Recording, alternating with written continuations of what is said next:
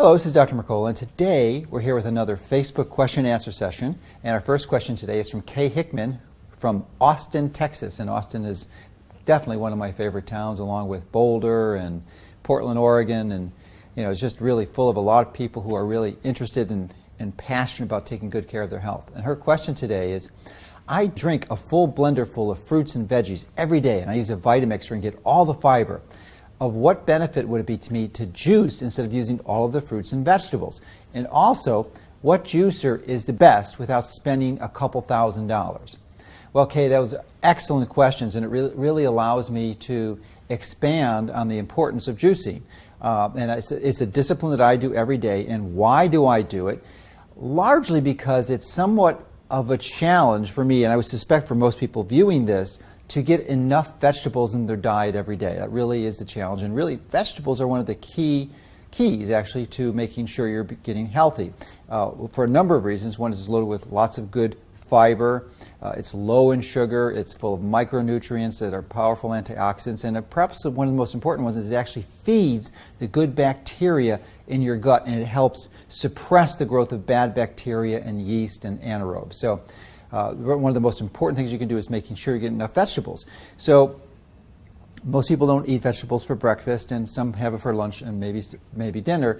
So and they're not eating enough. I mean, even the most conservative, conventional nutritionists will recommend large numbers of servings of vegetables a day, 5 or 6, and as I said, most of us don't get it. So when you juice, you have the opportunity to incorporate much more vegetables. And I myself get a couple pounds a day, and I like to juice about a quart of vegetable juice every single day.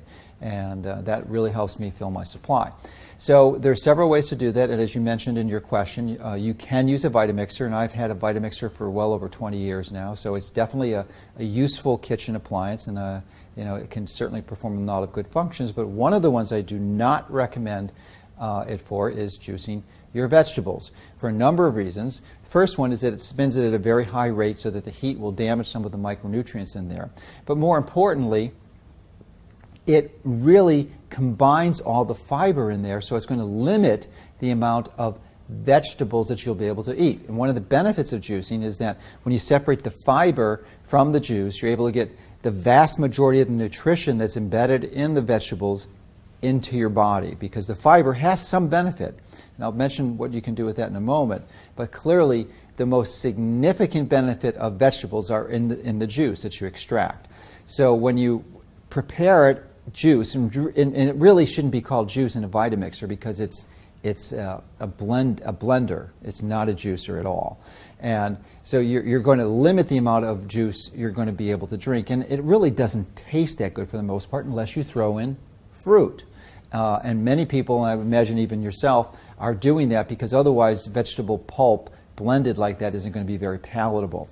And you clearly do not want to throw in juice or fruits when you juice. There's only one exception to that would be the very low fructose fruits, and the two that qualify for there are lemons and limes. And I use 1 full lime in my vegetable juice every day. And there's virtually no fructose, or about 1 gram or so. So that's fine. It's not an issue. But really, there are some benefits of fruit. But for the most part, the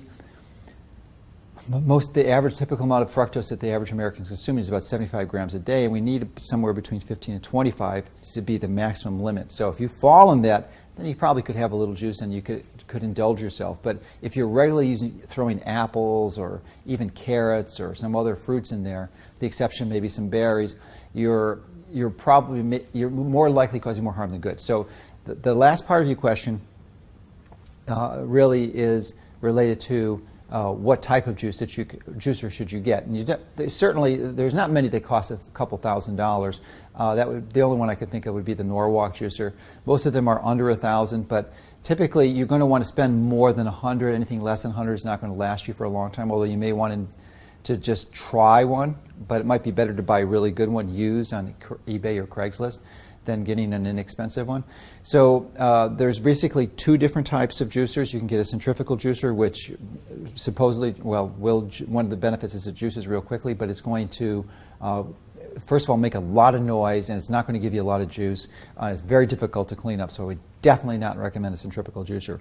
I would get either a single or a twin gear juicer, which has the benefit of revolving it revolves very slow speed, so it's not going to create a lot of heat when you juice the vegetables.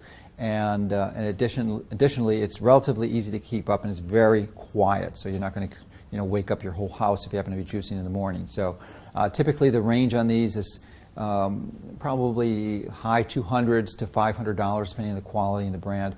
We do sell on our site if you're interested, but there clearly are a number of other good ones. So those are the approaches and my views on juicing. If you're not juicing already, I would strongly encourage you. Again, it's the key to getting lots of vegetables into your diet, and vegetables are one of the crucial elements if you're going to improve the gut flora, and the gut flora is really, in my view, one of the prime ways you maintain your optimal health. So hopefully this information will help you and your family take better control of your health.